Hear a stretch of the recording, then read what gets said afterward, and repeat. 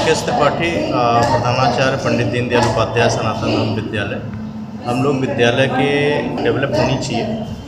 दूसरा ये है कि हम बच्चों को, आजकल के बच्चों में एनर्जी बहुत ज़्यादा है, तो हम अगर छोटे उम्र से ही बच्चों को उसमें हम डालते हैं तो कहीं ना कहीं वो उनकी एनर्जी चैनलाइज होगी और वो इसको स्किल में कन्वर्ट होगी, और एक सर्टेन एज के बाद वो खुद उनके अंदर एक प्राउड फील होगा कि हमको एक प्रॉपर एज में हमको अच्छा एक एजुकेशन दिया गया। तो निश्चित रूप से यह आने वाले समय में काफ़ी बड़ी अकादमी तैयार होगी। मुझे लगता है कि चुनौती नहीं है तो फिर जीवन का सार भी बेकार हो जाता है।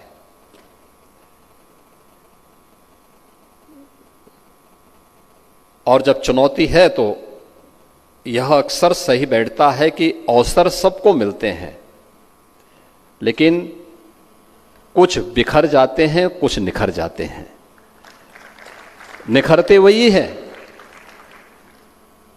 जो लोग चुनौती को स्वीकार करते हुए हंसते हंसते उसको गले लगा करके अपना मार्ग प्रशस्त करते हैं, और बिखरते वही हैं जो चुनौती से पलायन करते हैं। चुनौती से पलायन ये अपने आप में बिखरने का एक मार्ग होता है, पतन का एक मार्ग होता है।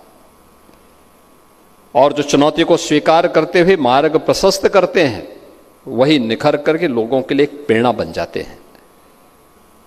आदरणीय उपराष्ट्रपति जी के कर कमलों से विमोचन कीर्ति,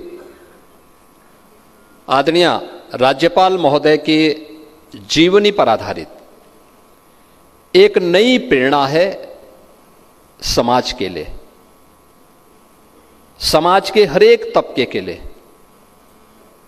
गुजरात के एक छोटे से गांव में एक सामान्य किसान परिवार में जन्म लेकर के शून्य से शिखर की इस यात्रा को तय करना, और वह भी किसी महिला के लिए अत्यंत दुरूह कार्य है। याद करिए, किसी वैष्णव परिवार में, किसी किसान परिवार में कोई बेटी आज से 7 दशक पहले स्कूल में जाए, पढ़े, एक कल्पना है। देश आजाद नहीं था, लेकिन उस समय कल्पना है। लेकिन उस कल्पना को अपनी जिजीविषा से, माता पिता के सहयोग से उस चुनौती का सामना करते हुए आगे बढ़ी।